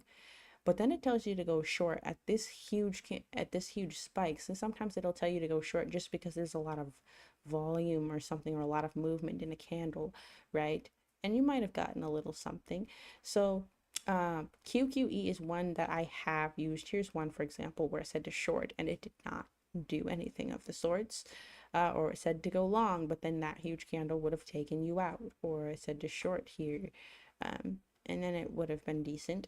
I said to short here, and that could have been decent as well. So again, if you're new, just go to YouTube, look up strategies, look up indicators. There are so many indicators, right? And I've used a lot of them, but you have to find what works. You have to find what works for you. Um, yeah, all of these will be recorded, so um, they'll be on my page for forever. Um, but yeah. So again, we're looking for A plus setups. Where did he go? Baba, I know you're chewing some. What is that? Is that a teddy bear? Oh my gosh. Hey, Baba. Okay. He's murdering a teddy bear right now because, yeah. Oh, gosh. Well, at least he's not chewing on the walls. That is the only blessing here. But yeah, so again, so many different indicators and things. If I tried to remember all of the ones that I've used, it's a crazy amount. But yeah, it's just we're running on the last 10 minutes here. And if you're quicker than me, you might have been able to catch that right there. That would have been a decent one right there. For 80 ticks, you go into contracts, that's $800. So, there's potential. There's definitely potential. Um, but yeah, I think when you're trading on a demo account or paper trading, it's easy to just hit those buttons because you're not risking anything, you're not losing anything. But when it's your actual money, it's a little bit more difficult. It's a little more challenging to hit that button because you're like, but you have to treat it both ways, right? So when you're trading on a demo account, trade like you're trade like you are trading on your real account. When you're trading on your real account, it's gonna feel almost the same. So just practice as if it was real. I think that's the message, right? Practice as if it was real. Because if you don't, right? Because I remember when I was on a demo account, I was placing like 100 contracts, like and then I'd make $10,000 because I placed 100 contracts, and I'd be like, look at me, I'm awesome, I just made $100,000, cool. Or 10 whatever, I just made thousands of dollars, but that's not realistic, right? And so it kind of gives you this false expectation, um thinking, oh, you can just do this and make hundreds of thousands. It doesn't work that way. It literally just doesn't. And so if you're trading on a demo account, if you're paper trading, trade like you're trading for real, right? Trade one, two, three, maybe four contracts maximum, but trade it like it's your real money, so that you're getting yourself in that headspace that it is your money. And then when you actually switch to a funded account, you'll treat it like it's your real money, right? So that's kind of that's kind of the trick, and I obviously didn't really do that. And so uh, it's easy for me to pass accounts. I can pass them. Remember how I was saying I can't pass an account. I now I can pass them like nothing, but it's like, but then once I get the account, then I trade scared. Or as John says, trading like a mouse. Yes. And so there's got to be more confident. This account I should be a little bit more aggressive on, just because I have two accounts, and so I can be more aggressive. And so I should be a little bit less hesitant, but we're getting into the actual pre-market. I should have titled this pre-market because that's what it is. So yeah, this is pre-market. So yeah, I will, oh, we'll see what happens at 7:30 because that's when pre-market happens. So we'll see what it does because it's gonna try to fake a lot of people out. That's what I'm thinking. Like just because of this chop, it's gonna try to fake people out 100%. Hmm. Oh yeah, I was gonna. Oh my gosh. Yeah, sometimes I get distracted and then oops, and then I don't do the stuff that I need to do. Okay. But yeah, I will be here. So, hmm? Oh my gosh. Oh, oh yes. Practice as it, oh, yeah, practice as if it was as if it was real. Um, set it as realistic conditions as you can, and and when you're setting up your strategy, trade that strategy in the simulated account and see how you do with as realistically as possible, right? So again, not entering 50 contracts, that's not realistic.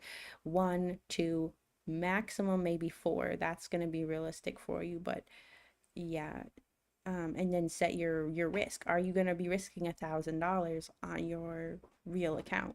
uh no, that's ridiculous, right? Because you can't afford to lose that much. The account will be gone. So if you're not going to risk $1,000 in your real account, then you can't be risking that in your fake account either, because then it's not realistic. And so you could be going into drawdown, $2,000 worth of drawdown on a sim account, and then you get out of drawdown. But realistically, if you went into $2,000 worth of drawdown on a funded account, your account would be gone. So even if you can come back from $2,000 of drawdown, doesn't mean that in the real world it's not gonna happen.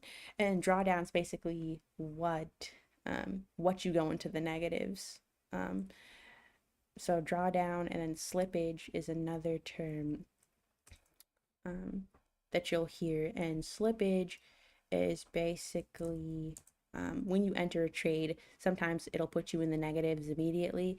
Especially if you enter like a market order, you'll get a lot of slippage. And so it's basically what you think you're entering. Like, so you think, oh, I'm entering, for example, let's say you entered a trade. You said, oh, I'm going to enter a buy. Let's say I'm going to enter a sell position right here. So you think, okay, this is where I'm going to get in. It'll put me at 0, right? And when I first enter, I'll have, it'll be 0. I won't be negative, won't be positive. It'll be at 0 the second I enter. In reality, it might actually, if you put a sell, it might actually put you, I don't know, it might actually put you down here. Let's say it puts you down there. Let's pretend that price isn't there. Let's say it puts you down here, but price is up here. So it would actually put you in the negatives, right? So let's say, okay, right, let's say you entered on this line, okay? And you think, okay, I'm entering at 0, but you're actually not, because if there's slippage, you could actually be being entered at -6, -5. Sometimes the slippage isn't bad. It could just be a couple of ticks, right? But sometimes, again, when there's a ton of volatility, the slippage can be really bad. And that's what I was saying, like when there's news like CPI, you might think that, oh, I'm gonna get out, when price comes up here. But when it's a huge spike, there's because of slippage, when your stop got triggered. So it might have got triggered here at 25, but it didn't actually take you out until, when I was showing that huge bar back, when was that, last Wednesday? it was actually would have taken you out, 200 ticks instead of just 25. So again, slippage is real, and so again, trade realistically, because you can't afford, if you're in 10 contracts, you can't afford that much slippage, right? 10 contracts, that's $50 per tick. And so if you have, you know, 4 ticks of slippage, that's $200 that you're already down. And so if you say, oh, I'm going to go in 10 contracts and I'm only willing to risk $200, well, the second you hit enter, you're already out of the trade because of that slippage. So just be careful when you're entering trades. Huh? But yeah, so we got 2 minutes until we hit pre-market, and then that's when I'm gonna sign off of this stream, because yeah, I'm trying to limit my trades to just this 2 hour slot because I have other things to do. Not today technically, because why? Oh yeah, because it's a holiday. I don't have to work. Oh gosh. Okay. So there's no major news events. So price shouldn't do anything crazy, but we'll see. It's very, very interesting to watch. And it's also a Monday, so I'm not expecting anything major. We'll just see. It is coming back down to this, which is interesting. Because I have an alert set right there. And you can see the time down here. And also you can see it right here. So we have 12 seconds until this candle will close.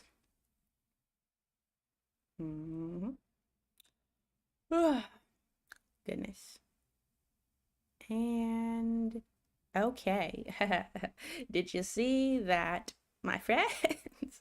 Okay, this is why, again, you do not, pre-market can be crazy. Look at how we didn't actually even sweep this. Where is this candle going? If you had been in a trade, it doesn't even matter what direction you would have been in, you probably would have got. Why is it? You see, we just swept. There were 2 here. There was 1 there and there. We swept it. Because remember how I was saying, we haven't swept that liquidity yet. That was all the way back here. Remember how I said that? What did we just do? We just swept it. Now we didn't sweep this one. So that's, I wonder what it's gonna do. Pre-market open is so fun, isn't it? No, I mean, it could be if you made money. Let's just measure from the top, or the bottom to the top. That's about 440, 440 some ticks. That's crazy. I think it's trying to fake people out by going higher, and when it really wants to come down and sweep this, I really feel like it needs to. But anyone who was in a short, if they had a stop loss, it got triggered. It got triggered. So all of this was buy side. So these were all buys. Remember, buy side liquidity, which means that if people were selling, they have buy stop losses, which means all of these buy stop losses just got triggered. So now what are we looking for? It's trying to buy back up from all the way down here. I think it's gonna fake people out, but whatever. See, this is why, again, the inauguration is gonna make the market do crazy things today. So it's gonna be fun to watch, maybe not so fun to trade. But yeah, that's the end of my live stream. Why are we getting an oversold all the way up there? Anyways, but yeah, see, if you had entered here, because I was waiting for it to come back here. I mean, technically that's divergence, so, but there's no way there would have been no way, because you saw how fast it spiked down and then came back up. There would have been no possible way to enter that, like, at all. So, but I do like to see this stuff transpire live. That's awesome. Zazio. Hey, buddy. Okay, little bud wants his food.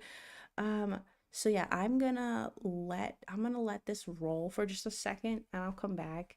And then we'll probably cut it at that point. But yeah, that is Sazio. Go back here, buddy. All right, I'll BRB. I need a BRB screen. I was about to make one, but do do do do do. Baba, Baba, what you go, buddy? Come.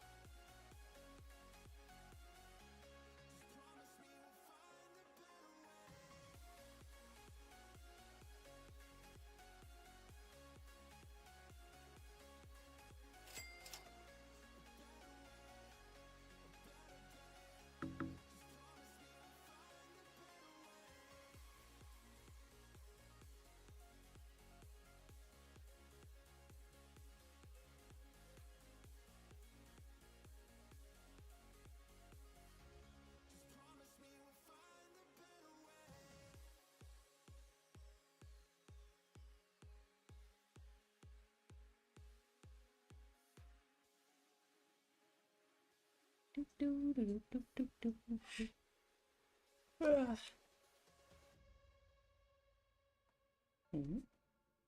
Alright. All right. So it's been a good stream. Uh, you know, um, it did sweep that liquidity that was down here, swept that, tried to sweep that, and couldn't make it. But at this point, you know, if I get, I'm gonna still have my alert set, so I might pop in during the day.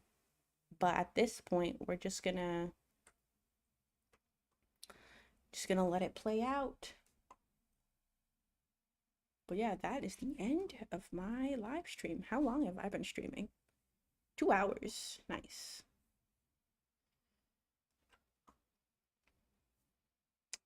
All right. And then also, ooh, let me just do one more thing while I'm on here.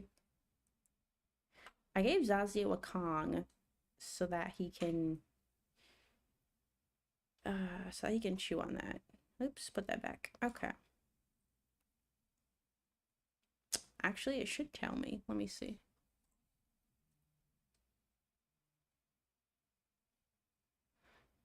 Okay, so the market closes in 8 hours. Something about that doesn't sound right. 1 second. I know it closes early today. It should. No? Guys, the market's supposed to close early. It's a holiday, I thought. Why am I getting so many alerts? Ugh, gosh, I might have to turn off my alerts because now it's just getting annoying. Are there overbought signals? Oh, there's one. It's an overbought. One sec. Stop. Why? I'm getting so many alerts. Guys, I'm not gonna buy or sell or anything right here. There's too much volatility. And look at that. That is not even nothing. That's not loss of momentum. Nope. Okay, sorry. I was looking for this.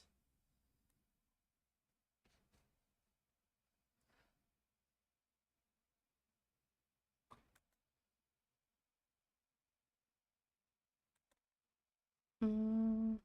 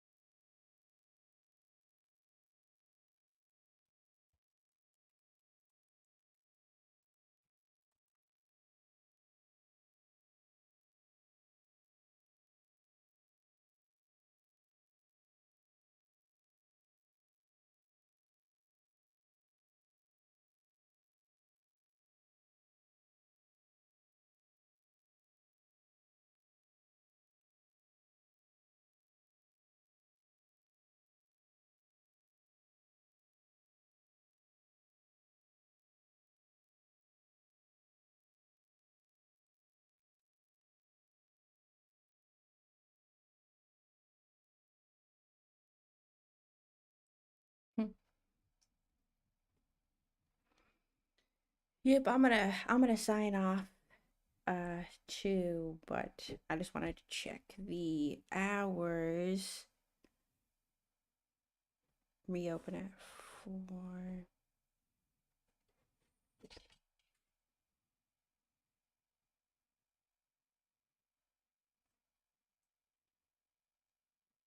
So this is reopen at noon.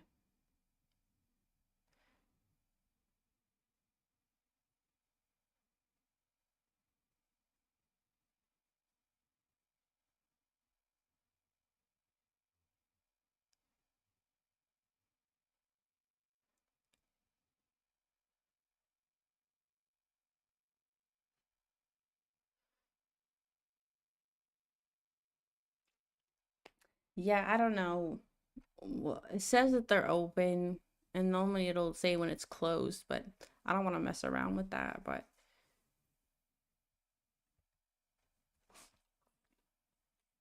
yeah, that's all we have for today, folks. And we'll be back tomorrow. Yeah, make sure I go to bed on time. Now I'm gonna go finish my stupid movie I was watching about some robot and stuff. So, but yeah, it's been fun. Hopefully, we'll get John on the stream. I need to figure out how to get him on a stream so I'll be able to share a stream code, or I'll have to move my whole broadcast over to Streamlabs because I'm paying for it, so I may as well use it. But like, I like OBS. It's old fashioned. Okay, well, that's all we got. Have a great holiday. Oh crap, I should have been wearing my Trump hat. I have a MAGA hat. Okay, people. It's a cool hat. Ah, gosh.